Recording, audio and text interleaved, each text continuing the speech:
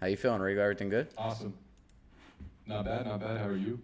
I'm doing good, bro. Doing good. Took a good amount of losses, both leveraged and MetaMask, but we live. We live to fight another day, bro.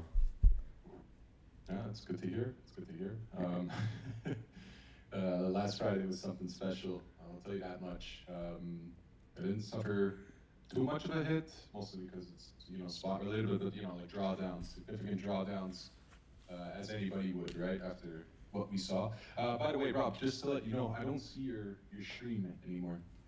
Oh yeah. Okay, perfect. Yeah, that's just because I logged out right there. Give me a second. Now you should be able to. See's perfect. Should be coming on. There you go. Beautiful, beautiful. I didn't know Ronaldo's second job was trading. That's crazy. Yeah.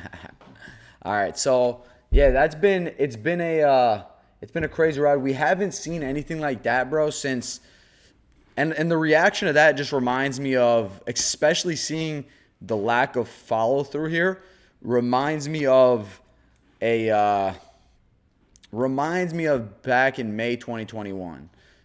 And we haven't seen anything of this magnitude since then. You remember back in 2020, back in December, when we had that flash crash before Christmas and it got eaten up for new highs? Yeah. That Yeah, is, that was 2021 December, right? Am I believe that was 2020, no? 2020 December? Yeah, then it's 2020. If it wasn't, no, it has to be 2021, Oh, right? yeah, it has to be 2021 No, no, December. no, no, no, no. Doesn't- You're right, because March came before. Yeah, no, it was December of 2020. Yeah, December 26th. If I'm 100% accurate, it should be like December 26th. Yep, you are accurate right there. So it was anyway, Yeah. around that reaction. Yeah, it was right around that reaction. We had a reaction where we V recovered up and went to new all-time highs, and then we saw the crash that happened in May 2021. But we saw a lot of these rinses where we were getting good entries for places that were logical, because when you taught me back then, that's when I was really beginning to learn. You taught me supply and demand, and that's something that I preach to everybody. That's something that I teach every day. That's something that you as well teach a lot on the higher time frame. The problem about demand levels lately is that they have not been tested logically, especially on these big impulsive moves up. And when they do, it takes a while for reactions to happen, or we get completely slammed through. And I believe your camera's frozen, is it? But that being said, we haven't seen anything of that magnitude on this whole move up. And we've been trading up here for quite some time, right? We saw this reaction that came down, and we reversed back up to all-time highs here, printed that next all-time high, SFP'd the highs here, so we closed below after we swept above this high. And we moved all the way back down and slow grinded our way down, kind of like we did back after. I'm going to compare it back to here. I'm going to compare what happened around these levels back to like right over here, September 2021, where we chopped around and moved back up. But we did that over here and then printed new highs, and we've been chopping around this level for quite some time. Majority of the year, we've been chopping around these levels, and we saw a wipeout down towards a higher low, back to the lows that printed in June. And you see the reaction that we had from there. Obviously, we got eaten up just above 100K, so 102.5. Other exchanges will vary. And we got a pop right back above, again, what I was saying, that logical level of demand, which is around that 114.5 level, around that 113.7. We sliced straight through it, put in a bearish retest, had attempted to flip it the last couple of days, and we didn't. We're rejecting out through that level right now. And around this 17.5 level is where I can see us potentially holding intraday. Would be a significant level for us to hold. It is also, how I like to look at it, is the midline of where the flash crash wick happened and where we should have held. So people were looking to bid at around this level of demand when the crash was happening, and we sliced straight through that level, put in a retest of that level the last couple of days, and now we're going to retest or look to retest halfway through that wick. But all in all, I wanted to say that just because we have not seen something of that magnitude and these logical levels that we are looking to bid, in hindsight, or slashed straight through, where we saw previously in previous bull runs, those levels would have been retested for view recoveries into new highs. You know what I'm saying? So that's pretty much what I saw. Can you compare that to anything that you saw recently? Is there anything that you saw in that last move? Anything equivalent to anything we've seen? And mostly I'm comparing it to just Bitcoin in general. I have yet to talk about alts. Sure. So all things aside, what kind of happened Friday was like the result of Friday is, I guess what caused the severity or at least the urgency of the drop that we saw in Bitcoin. Because realistically, if we go back and compare, right, to the levels you mentioned before, anywhere between like December of 2024 all the way into April or even before that, right? Our bleed outs were a lot more like progressive, they were a lot more natural, and it kind of took its time to get there, whereas this time it was more just like a trauma response, right, to how much of the market cap of the entire industry has been lost. In terms of like, where have I seen this before? I mean, again, I've only really seen it one time. That goes back, nearly 4 years, maybe even a bit more than that at this point. Nearly 4 years ago, right? So it's like, these sort of drops are few far in between. It usually requires some sort of major flaw in the industry itself or something underlying that nobody's really paying attention to. In this case, it felt more like an exploitation. So the reason and sudden urgency for the drop, whether you compare it to like due to the tariffs or whether you say it's all coordinated to show weakness overall, and that was just the catalyst for it. In my opinion, is yet to be determined because again, we are like, we're just like, when I look at it, right, I look at these recent prices as a range, and again, like on my screen, I'll show you somewhere towards 120,000 to about 113,000, right, which is somewhat in line with what you have, but convincingly breaking out of the range as we enter like a very very oversold territory once again. I don't see anything, especially like when we speak about Bitcoin specific, I don't see anything that it hasn't done before. And again, like, the urgency of the drop has a lot to do with the exploitation of the rest of the market, and that's completely fine with me. What really matters most, right, is are there any available buyers, and if so, where will they be? And I do like your level a lot towards 107, 107.4. It's where my 200 QE is, which has been the deciding factor for this sort of trend. I mean, yeah, sure, we've deviated below it towards April of 2025, but again, that required a pretty large catalyst, like the tariff announcements, and that that was more of like a traditional 33% correction on Bitcoin, right? It makes new highs, corrects 33%, proceeds to make new highs. I would say until I would say until we see any sort of significant change in trend from what we've been seeing in the past, I would just assume this drop is, otherwise been stomached very well. There's been quite more interest than I think people would like to admit on this recent drop down, and we're nearly, I would say we're halfway through like a traditional correction. And I feel like this one was just a bit forced, a bit shoved. So it's pretty unique. If we compare the past 2-3 years, I would say this drop is a lot more unique, mostly due to how fast it is. So it kind of stands alone, but realistically, it's doing what it's been doing for the past 2 years in the sense of structure. It's been doing the same thing that we've seen time and time again. Just the urgency is the different part of it. But realistically, I see the same thing as you. I either like 113, so 112 800 to about 113.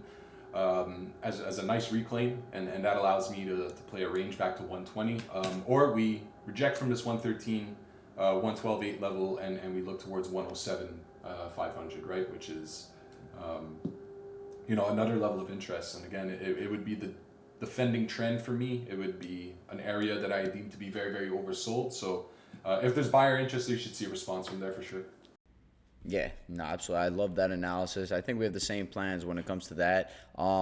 Significant level to flip. I mean, I always say that like previous price action will always dictate future price action, or can always help you out with your plays. A lot of people find it hard to trade up only price action. I saw that a lot. Nice. I see your face cam. Works good. Yeah, so the level to defend would be this previous level of demand, which for now I have as an order block here. You could see the level of demand that I painted and the one that we played previous at around that 17.5K level took us to new all-time highs after that higher low printed back within the box. We saw a slice through below. How long can this level hold? That's the question, and that's why I'm a little bit tedious these last couple of days. That's why I'm super patient, especially after that drop. You want to be patient. You want to see how consolidation lasts. For BTC, it is super important that we do hold this 107.5 level. I see a lot of people even outside. I like to use outside confluence, and by outside confluence, I mean straight retail, straight people that are normies that are not positioned looking for lower. And a lot of people do want lower. A lot of people are calling for way lower. And what I like to tell people is that if you think we're going way lower, how low do you think we're going? And charts like Total 2 can help you realize just how far low that you think we could go. If people want to see us go lower, and you do want low, sure, we could retest in the middle of this wick. Where that's going to take specific alts, not quite sure. You know, alts like, I mean, we saw Atom hit literal 0, right? So can we retest in the middle of this wick? Sure. If we're going to sweep down below this wick and go even lower than that, what are we going to retest 1 trillion? Are we going to just sweep this low and go back above? And how low can alts go from that? Are they going to retest and retrace those lows? Like we saw significant lows get retested. And one that I'm going to point out is like, you know, a coin like Hype. I mean, got absolutely brutalized. And that's just one chart. Let's look at this chart really quick. This chart, I mean, got absolutely brutalized. It retested $20.80. Granted, there was a lot of liquidity down below to sweep. A lot of people looking to rebid key levels, and those key levels got swept. I said and in instances where the market would get significant retests like this, people should always leave stink limits. And I would always usually leave stink limits. If this was 4 years ago, me and Rigo would have had snipes, printed, V recovered. You know what I'm saying? It's happened before. It's happened plenty of times. But that being said, even if I were to leave stink bids, I would have gotten wiped out. Stink bidders got wiped out. And I do think that we're seeing a significant shift in the market when it comes to alts. And we've already been seeing that. We've already been calling for that. But even more so now, because of the most recent reaction that happened, I think that the future of trading these altcoins are really going to shift towards narratives. People are trading specific narratives, and whatever those narratives are going to be the ones that people are going to flock to, whether it's happening on the drop or it's happening after the drop. We saw significant recoveries on coins like Aster, Apex, XPL, STBL, and I have those on my list. I'm just looking at them, so I'm referencing those. Obviously, other coins had reactions, and that's neither here or there. But those coins also got wrecked in the process. So when I mean recovery there after the fact. There's no telling where these coins, and I'm talking about altcoins, are going to land if Bitcoin were to, like Rigo and I are saying, sweep this range that we are clearly in. Now, we want to see that 112.8 level reclaimed, 112.8 to 137, let's say, this whole level of demand. We want to see this level reclaimed, and I would say the midline right here.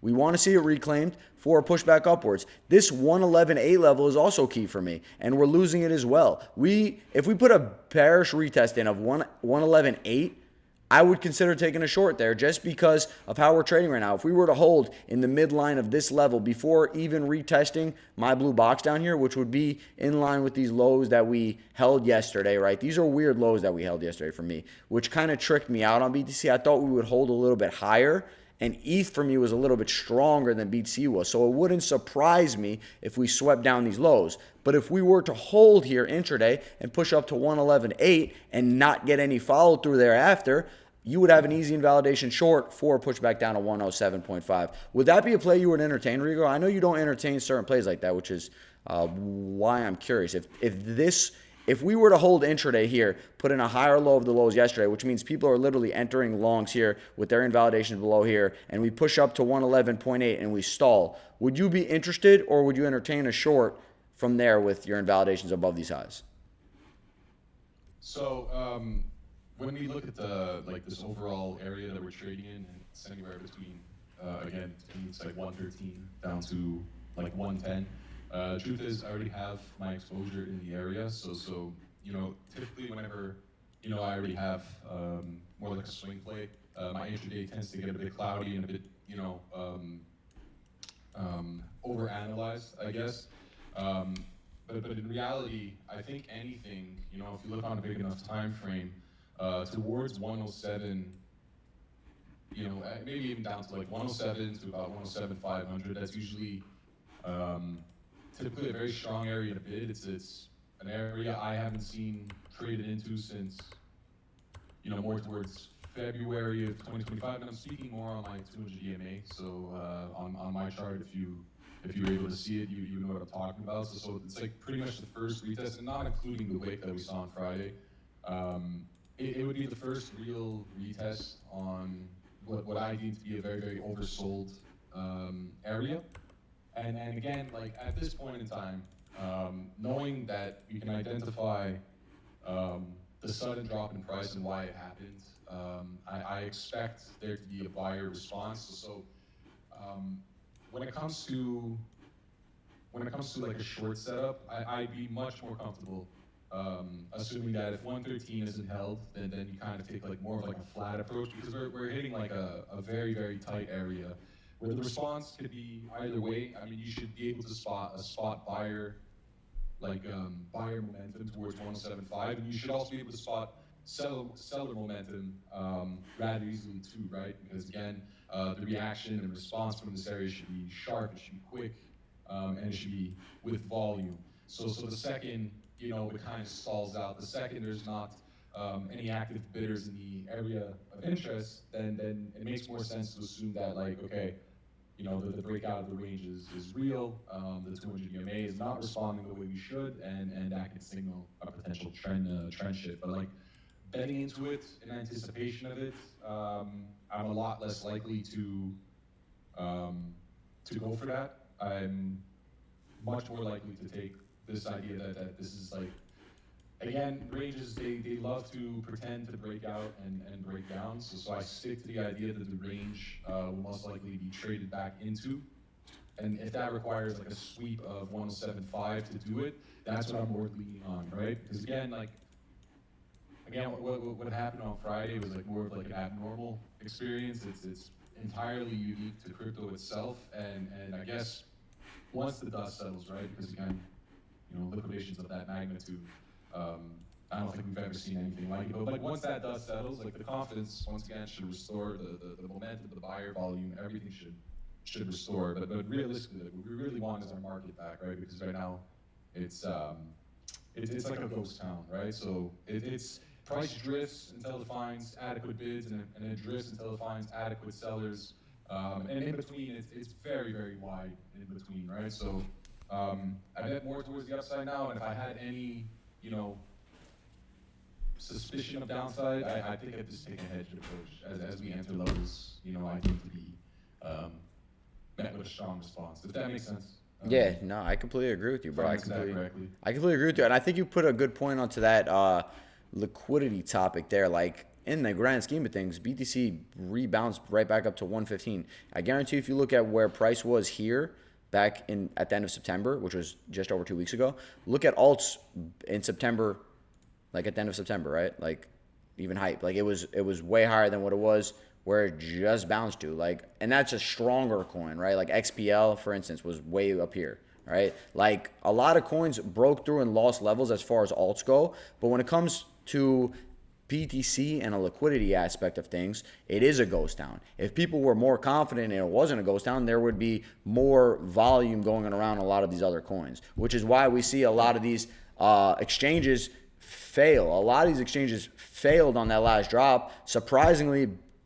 Bybit was really one of the only ones that I was using at the time that was working very, very well. A lot of the other ones got wrecked. And that just goes to show you we haven't seen something like this in a while. And there is it is a ghost town of liquidity. And people are not willing to bid alts until there is, and I'm talking for continuation after this. We should have seen And it can still happen. Like Rigo said, we could potentially lose this level, deviate below back again. And I mentioned where we could retest halfway through this wick. And I'm talking from that closure to the candle wick down below. We could potentially retest halfway through, which would deviate to 107.5. That would be around 105.8, 106. We could see a hold around that level. And again, that would be a good bid if you assume this low wick was an anomaly. And I wanted to ask you too, how you feel about that person that opened up a ton of shorts at the top right before the drop happened and covered right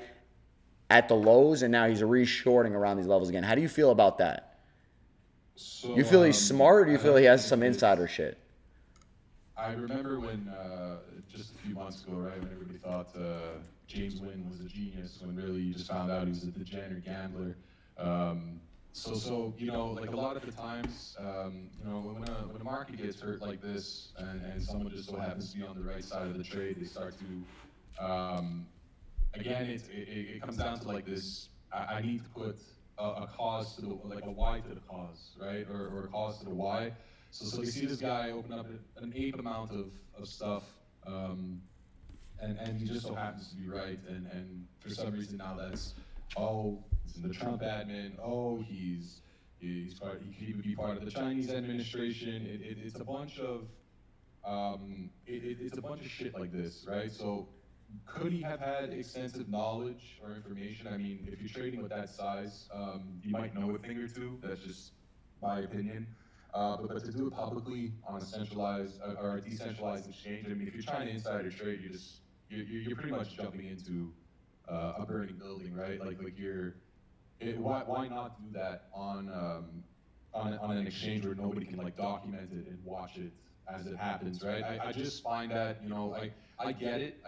I would think the same thing, and in many ways, it's like perfectly timed moments before the actual drop announcement. And, you know, for all I know, it could be. It could have been an insider, but would an insider be so blatant to make it public? I don't know. So I stick to that belief there. Is like, you know, I just look back months ago where everybody thought when James Wynn was a genius, and you just found out he wasn't an insider. He just gambled extensively, and he was right a few times. And then, you know, as it goes with these sort of positions and taking them continuously, you kind of see the end result, right? Which is you get, you know, blown to dust. And I see this a lot with people that stay short on BC just a bit too long. But again, this could be someone with extensive knowledge. It could have been someone that knew of the coordinated attack beforehand. It could very well be, right? And at this point, when you're seeing the markets in the state that they're in, again, books are dry. It doesn't take anything at all to move them in one direction, you know, and like right now we you know, on my, you know, with my data that I see here, I see positive deltas across the board on most exchanges.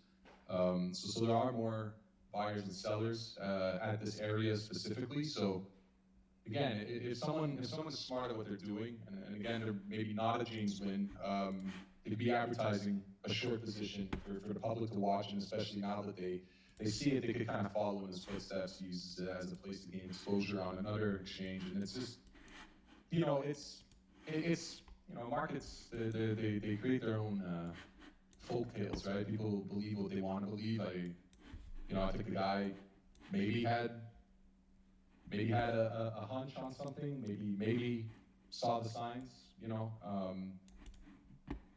But to call him like an insider, political cabinet insider, I mean, that's a reach. We have no information on that, but yeah, very coincidental. And you know, if it happens more than once, you know, it stops becoming a coincidence. It starts becoming, you know, a conspiracy, right? So that's my thought on that guy.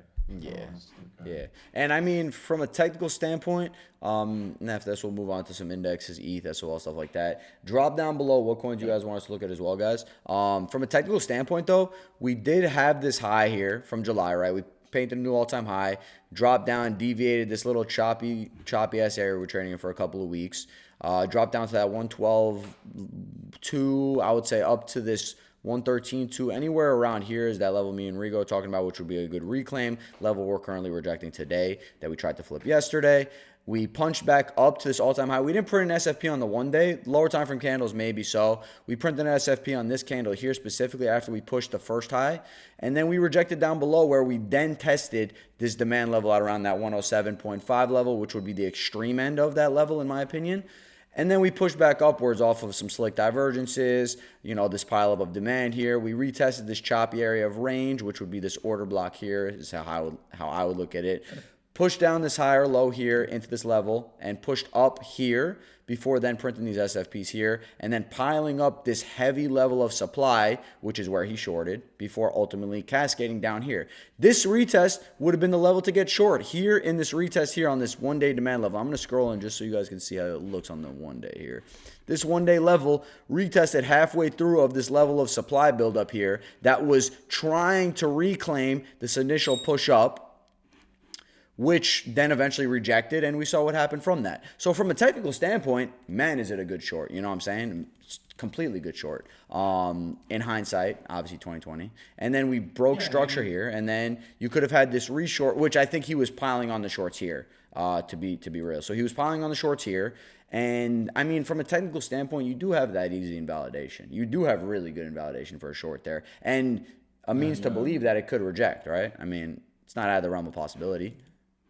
Yeah, and all things considered, like opening a short at what I deem to be the range highs, I mean, it closed, a good, at least more than half, maybe even 2/3 of my total position towards 120. I let it run into 126, but something about the stalling is what made me a bit suspicious, and again, didn't make me bite on a continuation play up there, but like, to find it suspicious that someone shorts a large position at the range highs, I mean, again, there's nothing, you can look at the chart now and you can see that he just shorted the top of a range after he realized there was no follow through, no momentum on the price discovery break, and I think that's more than fair to assume. I don't think you need insider information to conduct a play like that. It's just, maybe again, it's perfect timing. With the news and everything. And again, like, how much was it? Like $1 billion? He put $3 billion loaded into account, and I think he made like 180 mil profit or something like that. I don't think he shorted all $3 billion, but he was loading up loaded up a big account like half an hour before. I mean, there are whales you wouldn't even think of in this space. After all the things that have been minted into infinity, like, you have no idea how much liquidity certain people have in this game. It is what it is. It used to be a lot. 3 billion used to be a lot 4 years ago, 6 years ago. This time around, 3 billion is fuck all. It's completely fuck all. It's a speck of dust in our market cap these days. It's nothing of significance anymore. It used to be, but it's not anymore. So like, with the times, with the growing industry, with the growing interest, and we're talking like institutional, national level interest here, will come way bigger sums of money. I don't think 3 bill is anything spectacular. Again, what was more spectacular was the timing of it all. I think that was the real, being able to cover a $3 billion position and the timing of how it all went down. That's the real kicker. That's something that I think you can maybe raise an eyebrow to. But the position itself is nothing I haven't seen before. Yeah, for sure. Was it on Hyperliquid or was it Binance? I think it was on Binance. It was Hyperliquid. It was Hyperliquid? Wow. Yeah. The problem is someone had noticed that open interest, right, seemingly nuked and grew with every position he was closing and opening. So people made like the correlation that a position could be being open on the centralized exchange as like a counter hedge, right? So again, when you're dealing with someone that has this level of capital, they are not so two-dimensional. They're not, they're not what you think they are. Again, there are people in this game that don't need insider information, don't need any sort of traumatic event to make a profit like this. I mean, you're talking to people with serious levels of capital that could bully a lot of positions and a lot of people. And again, if they're throwing 3 bill on Hyperliquid, they're throwing billions elsewhere, right? So, you gotta look at it that way. And most people in the White House are not, don't easily have $3 billion to dispose on one exchange. $3 billion, like we're talking like,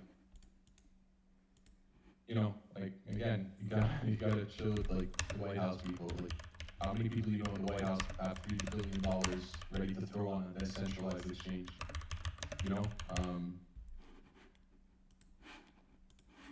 Yeah, no, absolutely. I definitely. That's how I see it. That's how I see it. Like we're talking like almost the entire network of that entire family, right? Like 100%, it's a 100%. lot of money, guys. So. I see where you're coming from. Nah, it is a lot of money. So from a 4-hour perspective, we're gonna go down here, see what we see. Obviously, we already talked about levels, so more or less intraday. Just be careful, guys. Like the reason why I ask Rigo questions like that is because I know he doesn't trade intraday the way that I do. I know he looks at the higher time frame a lot more, like I do as well. But when it comes to these intraday moves, you got to be very careful. There's a reason that you don't always have to hop in a trade, and that's one thing that I learned a lot from Rigo. He's the first person I learned from, to be honest. And when I learned from him is patience means everything. I don't trade every strategy he does, but I look at supply and demand the same way he does, and I think that it's important to see how things react right now. We don't see any significant level of demand on the 4-hour at all. We see a big-ass wick that just happened in a very small amount of time. So for us to float below this blue box is not under the realm of possibility very, very soon as well. Look at these hourly candles piled up. Intraday, it's okay to chill out. Like, yesterday was your best opportunity if you already missed the weekend longs, which was already hard enough to take. If you missed those longs up to the 115.6 retest, which was that deviation above that daily demand level I was showing you guys, you already missed your move if you didn't look to long momentum yesterday. And that was very quick momentum, which you should already be out of a lot of positions. If you're not, you're round tripping majority of them already, literally. So be careful intraday. From an intraday perspective, I'm not seeing anything that I am super confident in unless we start to get liquidations below a sweep down here, which again would be that 107.5 level. So I don't think overcomplicating it is the thing to do. We already took a look at total too, so I'm going to jump into ETH here. I think we already went enough on that one, guys. Unless you guys want us to talk another half an hour on BTC, we can go on and on. I mean, we have, man. Most of the fallout happened on other things, right? So, yeah, that's what I'm saying. Majority of it did happen on other things, which is extremely important to look at. Scroll out of the charts, guys. ETH put in a fantastic retest here. If you look on the monthly, just a fantastic retest. Obviously, this trend here. We retested yearly open as well there too, which I didn't even see. We swept that little demand retest candle that came here after the initial push and break out of this trend. We already tried it once. When we tried it twice, we printed that flat candle head upwards here and closed that weekly above, which I'm sure a lot of people got long here on this retest and got absolutely murked here before it actually pushed back up here. And then we pushed down and we retested out after sweeping these lows. So we do have an SFP in effect. The problem with this SFP is look how high up we closed on ETH. And now we're floating. We have 4 days. 7 hours left until the weekly closes. We are pushing into a week where there is some economic events. Apparently, I heard rumors that at the end of the month, apparently that the government shutdown is no longer in effect, but that's all a rumor. I didn't hear any confirmation of that unless you guys have. Ethereum, to me, this 3840 region is big for me. I wanted to bid there yesterday. We got front run. This is this 4-hour level of demand that I'm looking at. BTC, we did not see anything. ETH, we are seeing things. And I'm sure some of the other alts are showing specific opportunities because a lot of these alts got wrecked and a lot of them did have chances to print demand, unlike BTC, which was stronger relative than the rest on the drop. ETH, I like this 4-hour demand. I am looking to bid a sweep of yesterday's low right down to 38.27. I'm looking to rebid this whole level. For me, intraday, I think this is a good level to bid. I think it's a good level to place your bids. And to add on to that, I want to look at ETH BTC as well. We are trading around that yearly open. And on the 1 day for me, I do think that this would be a good level of confluence, even if we swept the low on the 1 day here for ETH BTC to get engaged strength, which in turn would mean that BTC is not necessarily going to sweep just yet. We don't have to get a liquidation wipe just yet. right after stream, I guarantee that's going to happen just because the way I'm talking. We don't have to get a sweep right away. We can easily get where we chop around, hold around yesterday's low, and us not really see anything too much on BTC and see ETH hold a good level, which in turn would be that 38.80 down to 38.27. I think you get good demand there. I think you could place a good, I think you could place a long bet there. How do you feel about ETH, brother? Oh, I mean, ETH I've actually been paying a lot of attention to, right? And I want you to also take a look at my chart. I don't mean to cut you off. I want you to look at my chart and kind of see how you feel about it and evaluate it. I think we could have similar views on it, especially because you have been watching it. We see BTC, and I just want to highlight this real quick. We see BTC. We see how far away it is from the Monday low. It's lost it. We see the level it's trading at and the range it's trading at. We see how the reaction happened.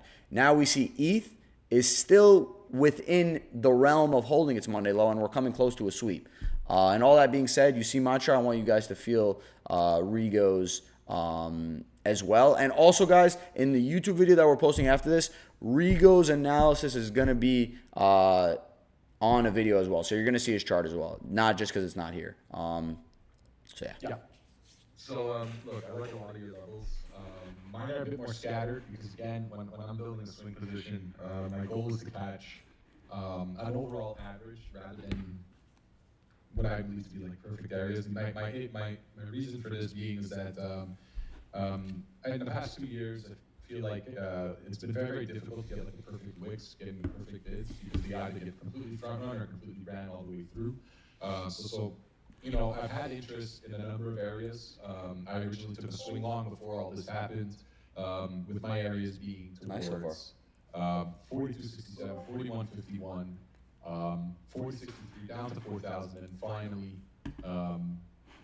3941 to about 3876. Now we rode the wave on that. We decided to close out more than half of the position towards 4700, but it's this recent drop again where I have interest once more, right?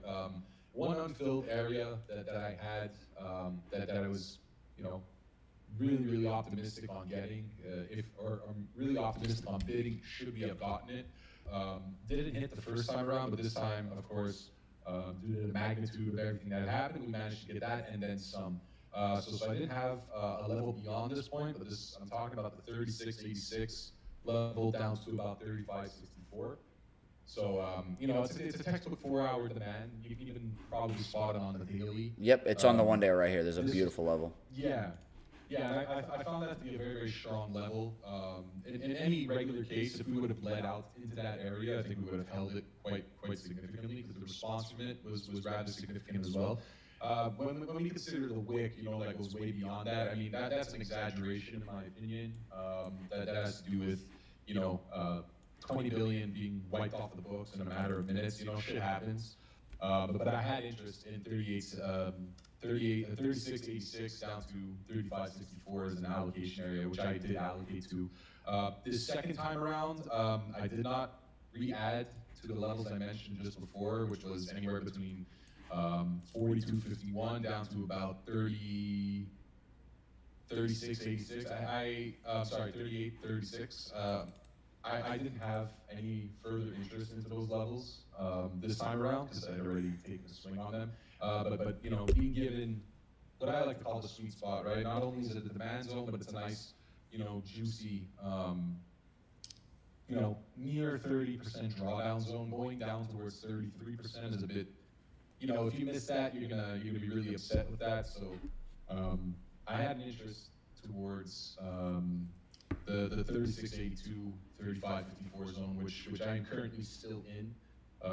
You know, when I consider the bids before, only half of them being closed, and you know, the new bids I just picked up here, I would say my average is around 3880 here on the swing. And you know, I'm willing to ride out the storm a bit. Again, it's more like a spot play, and I understand the current state of the market and the order books and the lack of confidence there is due to, you know, how much was wiped out in a short amount of time. But I'm more than, you know, realistic in assuming that this will probably be an area that has a strong response from eventually. But until then, I let the dust settle, right? The price drop nearing 33%, which is very, very typical correction behavior after making a new high. And that's, like Ethereum did briefly make a new high. But at the same time, like when we consider where it's holding right now in comparison to Bitcoin, for example, it's like, when we consider the drawdown, Ethereum has suffered double, the typical drawdown of BTC. So I'm expecting, price to drift. I'm not expecting it to mean revert straight up. In fact, if it were to do that, I would consider it a lot more bearish than actually just, bleeding out into levels of interest and seeing strong responses from them, because that indicates buyers to me. When we just fly back up, especially after such a large liquidation and buyers are out of momentum, that's a bearish retest. It's seen as, an opportunity to sell once again. So I'd rather it drift out. I'd rather stall. I'd rather buyers pick up momentum, because that signals a much healthier response to a corrective phase that we're in right now, right? Because I don't want it to go skyrocket straight up and make a lower high and then fall beneath our level of interest. I want to see consistent buyers. I want to see them walk it up anywhere, from the 3682 level. So that's my take on this. I see significant resistance. I have a range that I've been able to identify between 4750 to about 4160. Those numbers vary, pennies and dimes in discrepancies. My 4-hour also does indicate, a downtrending 200 EMA, which is grinding into what I would consider the range low. And since yesterday and the day before, we've rejected it. We've attempted to reclaim this range, but ultimately we have rejected it. And that's what I have so far. And again, when I take a look at the daily, the 200 EMA tells you a whole different story, and that's all the way back down towards 3120. So price can literally just bleed out while this walks out, or walks itself back up. And again, you give it enough time, it'll be aligned with the 3682 level, 3554 level that I'm talking about. So like if price just wants to bleed out because there's a lack of market participants, or there's a lack of confidence from bidders, right? It could bleed out there, but as long as there's buyer interest there, because the response will be strong if it manages to trade there for a long time. So again, I'm less focused on an immediate V reversal back to the sky. I think the damage of last week, is significant, and it'll take some time to recover that. But what I want to see most importantly is buyer interest, towards the last known area we expanded from, right? So that's what I have for Ethereum. It's there's a lot of things to consider with Ethereum. It's suffering a much bigger drop, right? So. Now, I think that's a great way to put it. I think that a good way to put things as well, and a lot of places people are taking losses on, are like places that you've taken losses on are probably good areas. They just need to get reflipped. Like this level for Ethereum was ran through. Like, who's to say we don't just retest it once more before we pop back up? Like you said, it might just take some time. And of which people are usually calling for lower. After people's levels get wiped through, they usually call for lower, including myself too. I find myself doing that. And when I find myself doing that, like I said, I like to take outside psychology and start to tie that into my analysis, because usually your levels that you look at are more than, on the higher time frame, are more often than not good. Sometimes they get ran through, just like we saw. Those levels are the levels that you're going to want to see how they react. And this level in specific for Ethereum, just like I said for BTC, where we had that level of demand that people are willing to bid, we had the same thing happen on ETH at around this 4230 to that 40. I mean, we go all the way down to 4090. And that 4160 level that Rigo's talking about is pretty much in the middle end of that level, which would be these lows here on the one day before we push back up to those new highs. We retested that level yesterday, and we're rejecting out of it today. So today we're seeing the rejection out of this level of demand, and now we're coming back down to retest around these lows where I'm looking to bid, and where Rigo had his second set of bids down.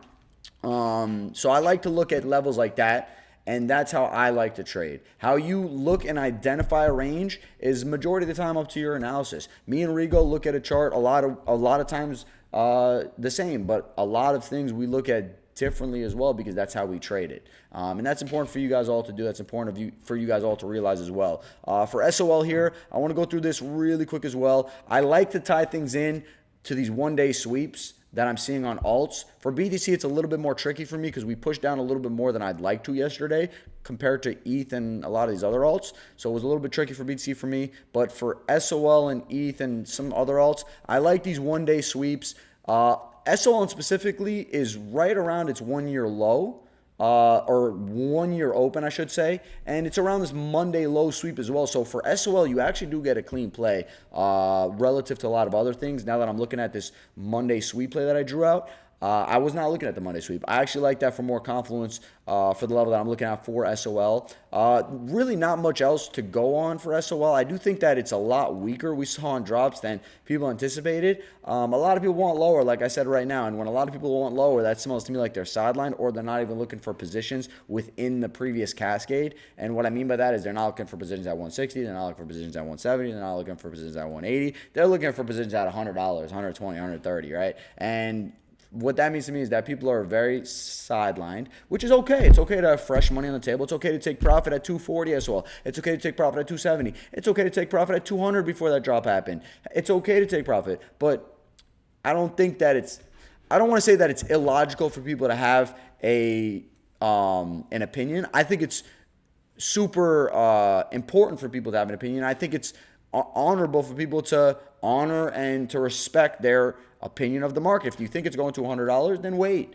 But I do think that there's something in people, especially retail, wanting lower and being afraid to bid. And I think that ties in very well to what Rigo is saying, that it might take some time, but there should be a strong reaction at these levels. And if there isn't, the risk is always mitigated. Let's hop on a BNB and see what's going on with this coin. Obviously, PNB is getting flooded on half the timeline. Half the timeline is rightfully so, but I do think that people are jealous with what CZ has going on. I do think that CZ is the most, he's one of, if not the most influential figure right now in the space.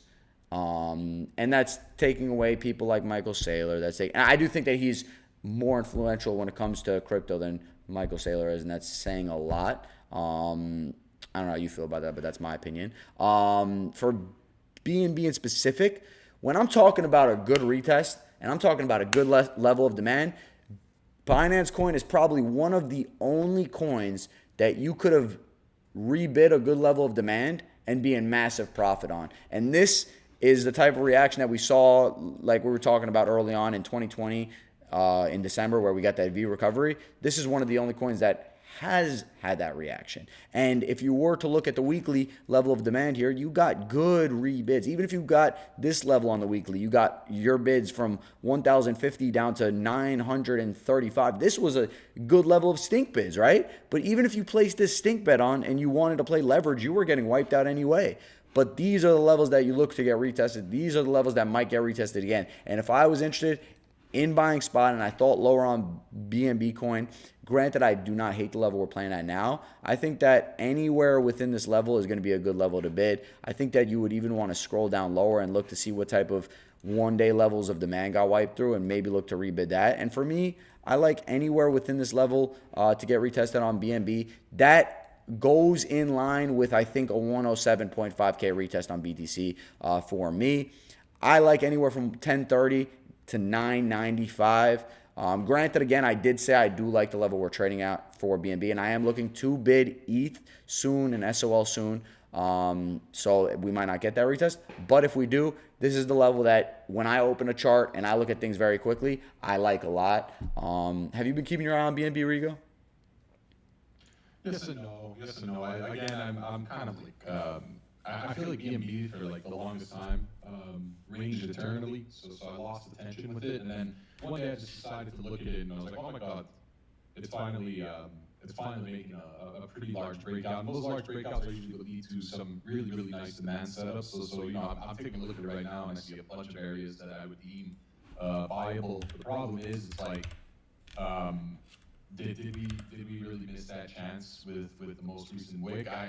Time will tell, but I used to speak on this on our Friday streams, where I would just be like, okay, it looks like the reason why BNB trends is because they might have something happening where they're going to get a whole new wave of new users, and people are speculating on that, and over those past, I think, couple months that we've been speaking about that, or speculating on that, like BNB has went on a tear. It's BSC. I guess like a tiny season of BSC cycle. I guess.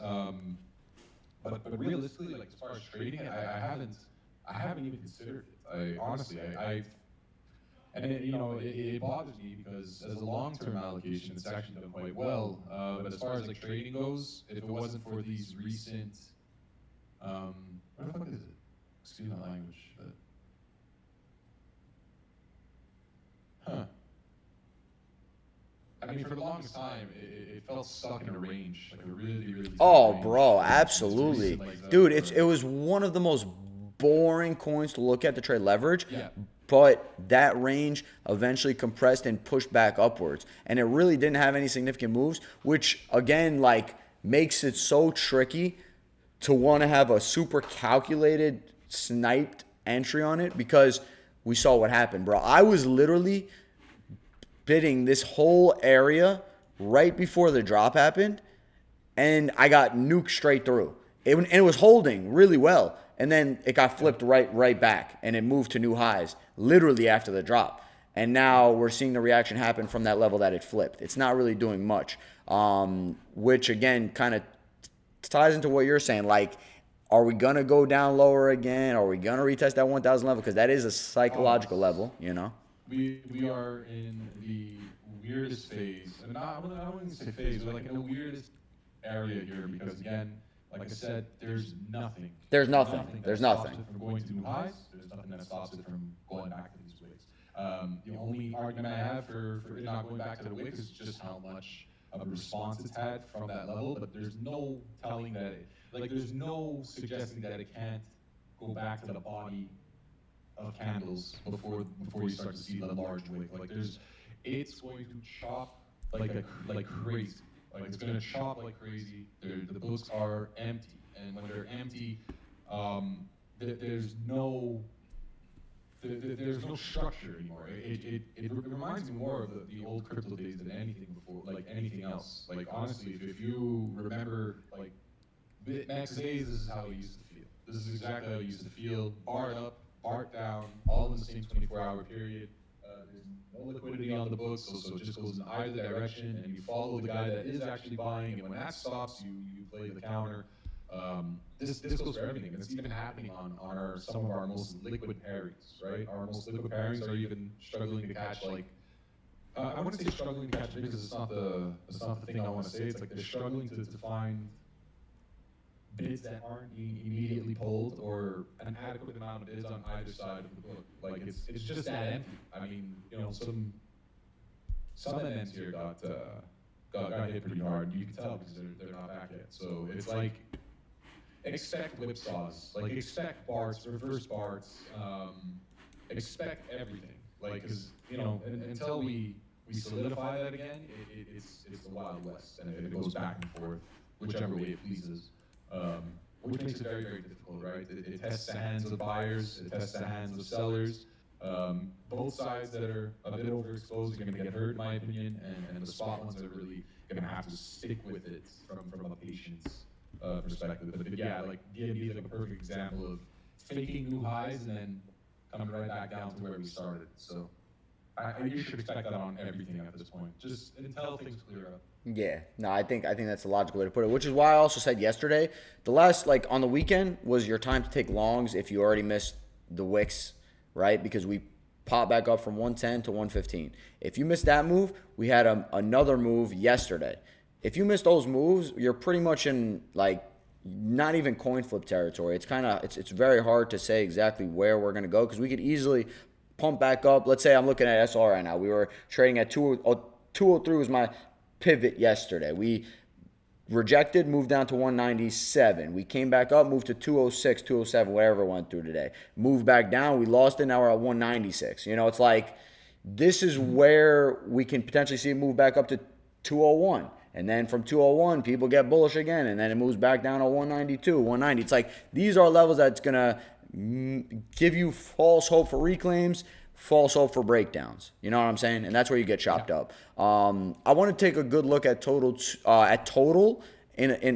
because when I look at total, this to me was the perfect retest. It was the perfect retest in hindsight, obviously. The 1 day level of demand got tested oh so beautifully. We could also call it the 3 day level of demand once my chart loads. This is a beautiful level of demand right above the yearly open. But again, like Rigo said, who's to say we're not going to retest close to that wick? Who's to say we're not going to retest in the middle? Who's to say we're not just going to move back up? Who's to say we're not going to hold around 3.6 and continue back up? And the problem with trading total is that total got wrecked and held a good level, and it looks like a great chart, but you're really looking to follow the coins that are going to react well around those levels. And those are only going to be the coins that people were willing to bid and that were people had their eyes on previous, because that's where they're going to flock to. That's why we saw a gigantic retest. So you look at total and then you look at hype, right? Hype got absolutely eaten up, but it also got ran through before it even got the reaction you wanted, because we never saw that reaction happen overall in the market for quite some time, a long time. And that is mainly, I think that's what today's stream is mainly, what I mainly wanted to go about. And I think that we do a good job doing that. That's why I like to stream Oreo, because we contrast well, especially when it comes to analyzing these markets. It's important to see what happened so that you can predict and make a calculated bet on what's going to happen. And a lot of things are going to happen, but it's important that you don't blow yourself in the middle. And when I say I took L's last week, a lot of it was not even leverage. A lot of it was because things happened personally to me with accounts and shit like that. But this, my leveraged account is always mitigated, as I think majority of you guys, anybody trading on leverage, your losses should always be mitigated. You should always know how much you're going to lose before anything happens. And if you're making if you're making moves on emotions, even like I did, the reason I lost more than I should have, and I'm talking futures, and that's not even a lot compared to my account overall, it's because when I see prices on Ethereum at 3,900 and we're at and I'm going to open up the Ether real quick. When I see prices at 3,800 and we were trading at 4,700 and then 4,300 before that reaction happened, I'm looking at that as a fantastic bid. So I'm aping in on a degenerate account. That account for me has minuscule what my main account has. So if I lose that account, it is what it is for me. But a lot of people are putting their whole in account right here just to take a loss right here, just for price to come right back up above it. You know what I'm saying? That type of shit, I don't blame people for. But at the same time, you cannot let yourself do that. You cannot let yourself lose more than you should. And that's what this market has been allowing a lot of people to do. I'm going to take a look at Tau because you asked for it, Earl. This chart got absolutely... I know this. I don't think this is the whole chart. If I am, you can correct me, guys. But overall, Tau is in a big range, and I don't think it's in a horrible range, just looking from the chart. But again, these wicks, this is a long wick. For me to say that we're not going to retest 250, I don't know. That could happen, and that would be a great retest for me to buy. That's a spot that I would entertain. I would also entertain a 326 retest. But for me, if I'm looking at levels like 326, the 3-day, we obviously swept through that. I need to see if any other candles have already retested that, because that's going to be levels that I would want at a bid. So on the 1 day, has that level retested? All right, we deviated under, and we flipped back above. So technically we haven't yet. Has the 4-hour retest? Yes. The 4-hour, we moved back above, tried to reclaim it after that wick, came back below, deviated and tested the lows before eventually reclaiming it. So we've already retested that level. Needless to say, if we do retest right back down to that level, that's a level that I'm interested in buying, because we haven't retested ever since that impulse up. And then on the 4-hour, we had this level of demand, which we've already retested, and now we're trading above. So now, I'm not looking to really retest 390 so aggressively because of that reason. We've already retested it. We should not go down to sweep that level and hold so convincingly for me.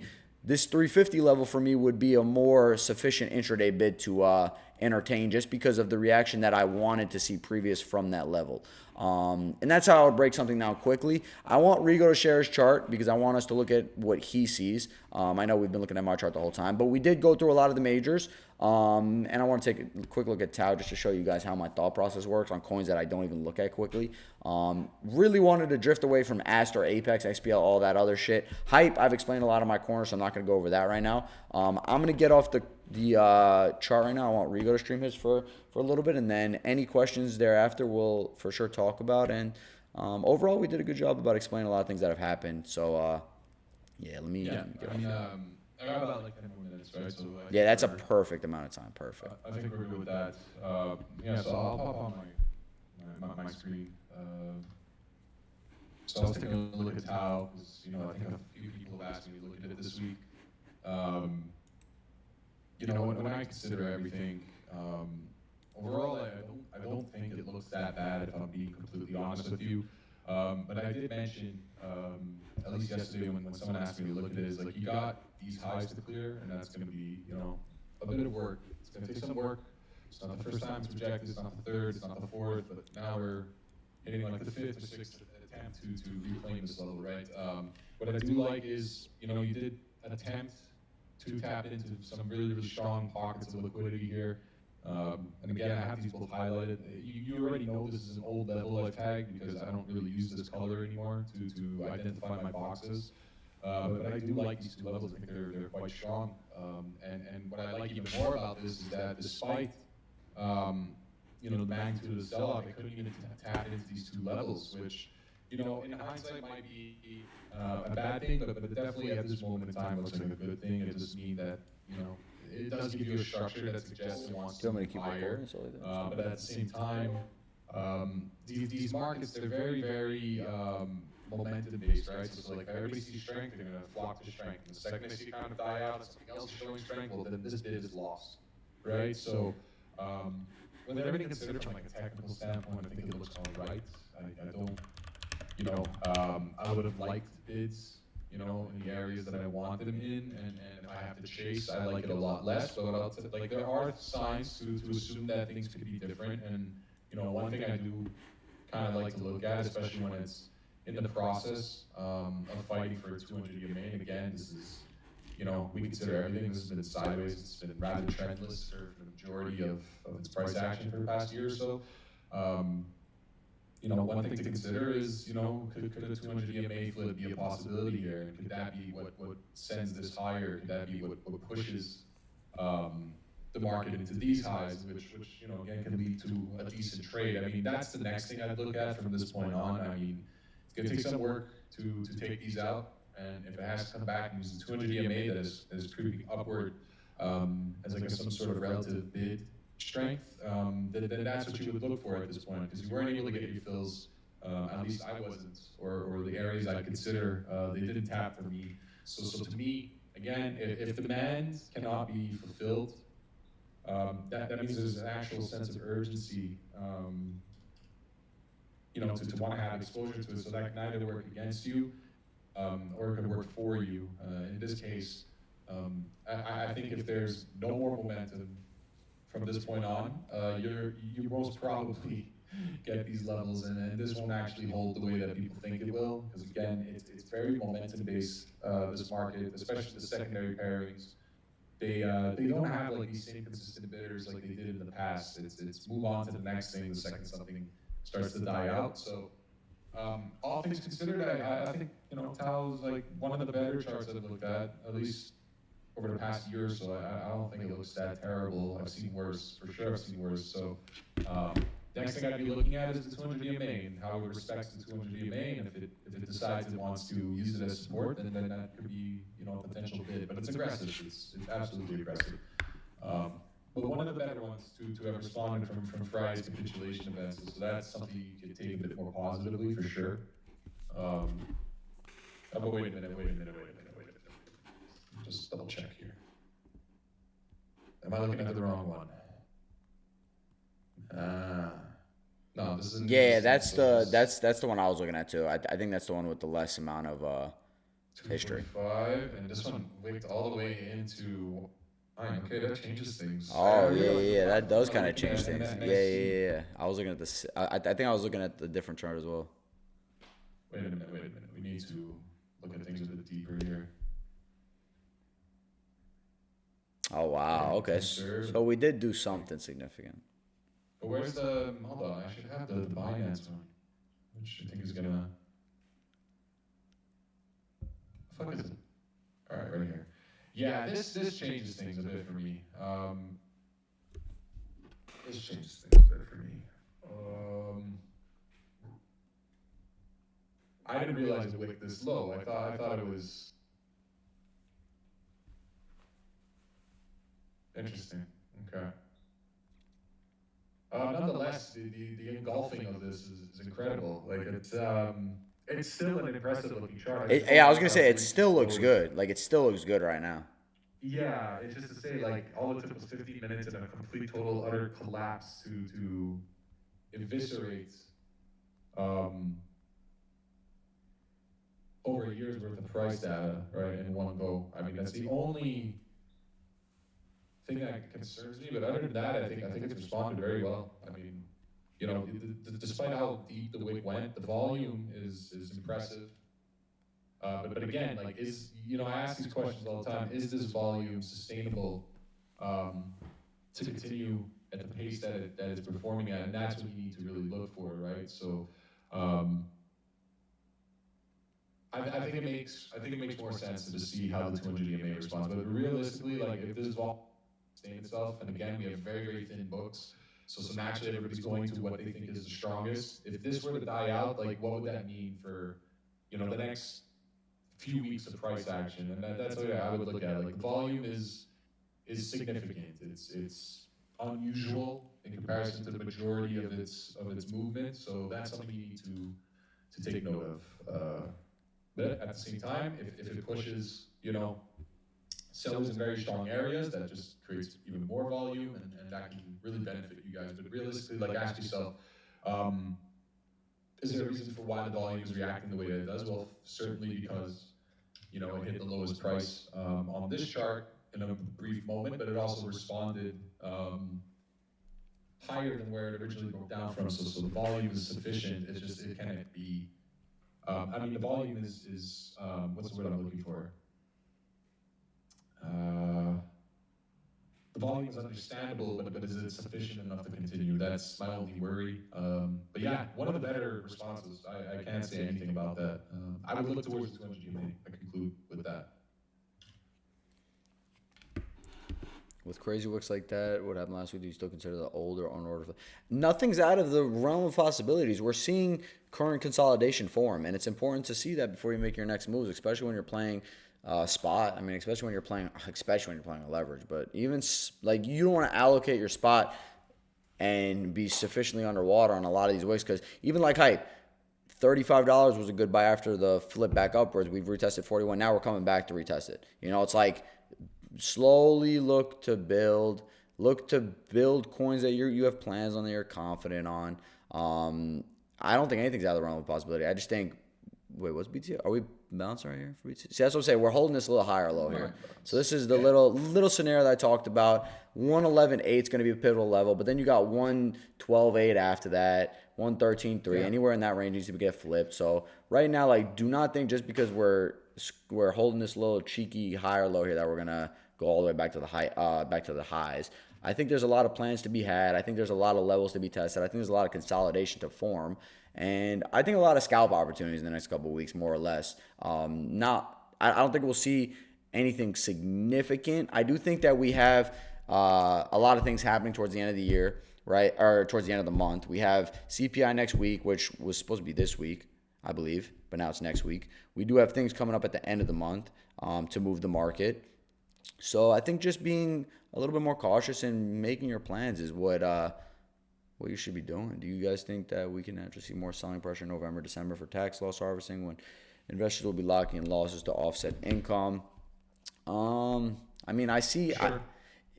I see that being a scenario, but I also see, again, making plans on these higher time frame levels so that everything that can be attributing to these sell pressure is mapping out towards your levels. So your levels are getting tested for a reason, so that these things that are happening in the market do not drift away from your plans, do not drift you away from your plans.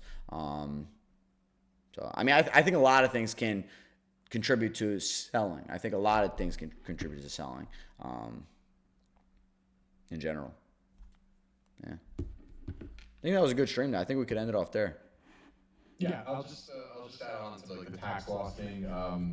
These are for sellers, right? Anybody that feels they need to reorganize their books to be able to pay off whatever they might owe, or to claim whatever loss they might have. These are in all shapes and sizes, like for sellers. So it's an opportunity for someone that is not in this situation. So again, it's normal, probably some immediate sell pressure, going into that event, but realistically, on the grand scheme of things, doesn't at all hurt us that much. I mean, most people are going to be claiming a loss at the end of this year. I'm convinced. That's just how it goes. So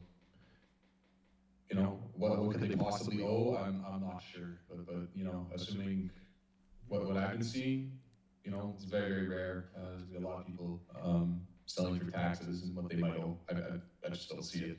But that could change. I mean, November, December is a long, long fucking time in this market, man. Like it's far. It's still very, very far. So True. 2-3 weeks, this could all look very, very different. True. So just tell yourself that. But yeah, I think Rob, we had a really good stream here. I'm sorry my camera stops working. I guess when I put it on OBS, it prioritizes OBS over everything. So it, for some reason, it doesn't work. Yeah, no, it's all good. Like I said, at least one time a week, I want to show you guys a new layout that I got here. And I think it would look cool with our video cameras on as well. Granted, there's going to be a lot of good price action for me and Rigo to go on about. Right now, it's more or less like what has happened, what is going to happen, what can possibly happen, right? Not exactly what's going to happen, what could possibly happen, what we think is going to happen. And ultimately, I think that it's important for you guys to just not trust everybody, right? The timeline is so sick on Twitter too. Like, avoid that at all costs. Just trust your plans and make calculated bets, man. That's all it is. That's it.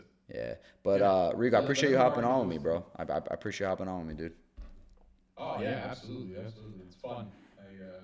I enjoy streaming, man. It's just, especially when markets like this, actually. But yeah, it was after this, it's very, very easy to, get our ideas out and very, very organized as well. So thanks for having me on, actually. No, absolutely. All right, my friends. Have a good one, guys. I'll see you guys soon. Peace. Awesome. Take care, guys.